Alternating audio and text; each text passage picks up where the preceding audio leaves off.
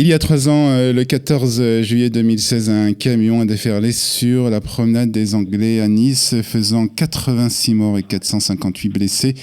Un attentat revendiqué quelques jours après par l'organisation Daesh. 3 ans après, est-ce que les blessures de cet attentat se sont refermées? C'est ce que nous allons essayer de vérifier avec un habitant de la ville de Nice ce matin. Bruno Lelouch est en ligne avec nous sur Studio Qualita. Bonjour Bruno.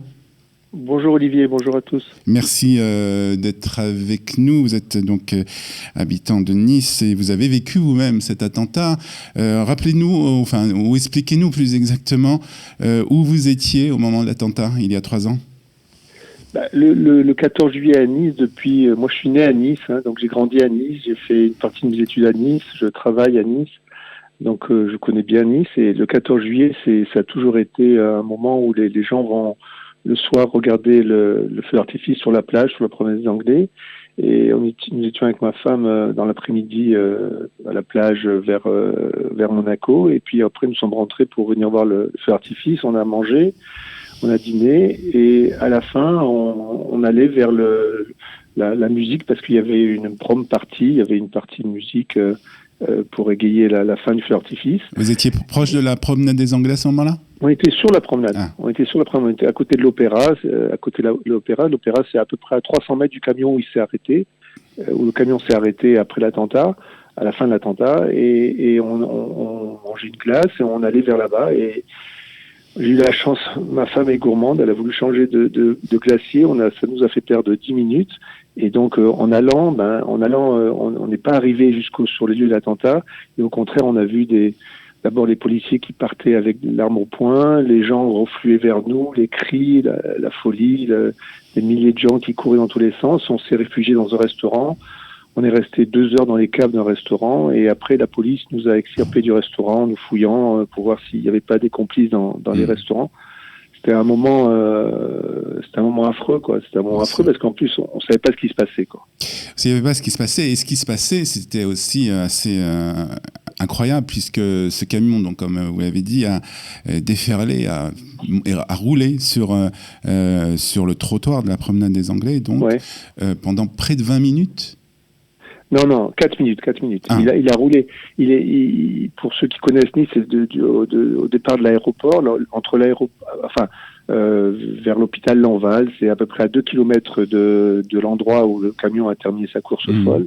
Il est passé sur le trottoir parce que à un moment donné, quand on arrive au centre-ville, comme si tout était bloqué pour rendre la zone piétonne, les gens étaient déviés vers ce qu'on appelle le boulevard Gambetta, vers l'intérieur de la ville, et donc il y avait l'embouteillage. Et pour contourner l'embouteillage, il est passé sur le trottoir à peu près 2 kilomètres avant la zone de la fin de l'attentat, et là il a commencé à viser les gens et à tuer les gens. Et puis à un moment donné, comme il y avait beaucoup de monde, parce que à un moment donné c'était piéton, mais il est retourné sur la route et là il a fait un massacre. Il a fait un massacre. Et à Nice, Nice est une petite ville, enfin c'est une ville de 350 000 habitants. Tout le monde connaît quelqu'un soit qui a perdu quelqu'un, soit qui a été blessé, soit qui est décédé dans l'attentat.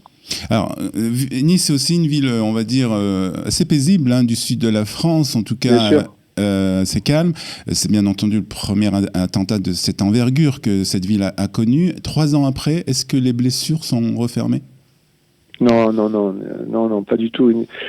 Nice, il y a une taillelette, comme à Tel Aviv. Nice, c'est un peu Tel Aviv, mais un peu moins chaud, un peu plus propre. Voilà, donc Nice, c'est une ville un peu insouciante entre l'Italie et l'intérieur de la France. Nice, on a l'impression de ne pas être des fois en France. C'est un peu comme l'Italie, c'est tranquille. C'est vrai que ça ressemble beaucoup à Tel Aviv aussi. C'est ça, ouais. Et d'ailleurs, le maire de Nice adore Tel Aviv et il s'est inspiré beaucoup pour refaire la province d'anglais de la nouvelle taillelette de Tel Aviv.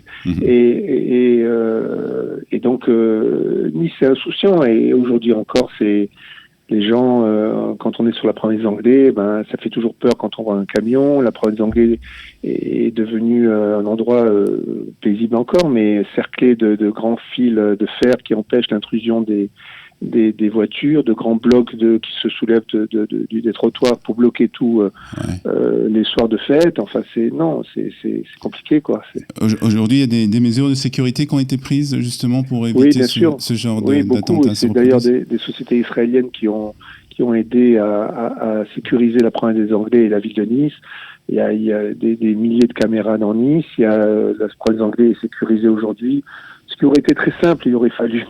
Mais bon, ils disaient qu'ils s'attendaient pas à ça, alors qu'il y avait déjà eu des attaques à la voiture bélier partout dans le monde avant l'attentat de Nice. Mais il aurait fallu mettre un autobus en travers, comme on voit en Israël régulièrement dans toutes les fêtes, et le problème était réglé, quoi. Et bon, voilà. En fait, on peut les autorités de la sécurité à Nice et la police ne pouvaient pas imaginer que ce genre d'attentat pouvait se produire. Bien sûr. Oui, c'est ça, oui. Et comment la communauté juive a vécu cet attentat et aujourd'hui comment elle le vit encore? La communauté juive, ça fait 40 ans qu'elle est un peu sur le qui-vive, puisque Nice, avant ça, il y avait des groupes d'extrême droite qui étaient un peu virulents. Donc, on a toujours eu des jeunes qui s'occupent de la sécurité de toutes les synagogues. La communauté de Nice a été touchée, puisque parmi ces 86 personnes, plusieurs juifs sont décédés. Et la communauté juive de Nice fait partie intégrante de la communauté niçoise. Les autorités religieuses sont complètement intégrées. Christian Estrosi est un ami des juifs à Nice. Le maire entretient des très bonnes relations avec la communauté juive, aussi avec l'État d'Israël. Bien sûr, il est en Israël avant tout le monde. Il connaît très bien Israël. Sa femme est juive aujourd'hui, donc c'est quelqu'un qui est très proche de nous. Est-ce que cela a provoqué des départs vers Israël dans la communauté, cet attentat? Je sais pas. La communauté juive niçoise était une grande pourvoyeuse d'Aliad il y a 20 ans, puisque à Kalita et ailleurs d'ailleurs. Beaucoup de gens sont d'origine niçoise. Le directeur de Kalita est d'ailleurs un ancien niçois, parisien. Oui. Mais je ne sais pas si ça fait partie des gens. De la radio. Ça a fait peur de la radio, oui. Ça a fait peur aux Juifs de Nice. Et l'Alia est toujours dans la tête de beaucoup de gens, bien sûr. Bien sûr. En tout cas, merci Bruno de nous avoir évoqué cet événement tragique, donc 14 juillet 2016, cet attentat avec, il faut rappeler le bilan, c'est lourd, 86 morts et 458 blessés, donc lors de cet attentat au camion sur la promenade des Anglais. Merci de nous en avoir parlé ce matin sur Studio Kalita. Merci Olivier. Bonne journée.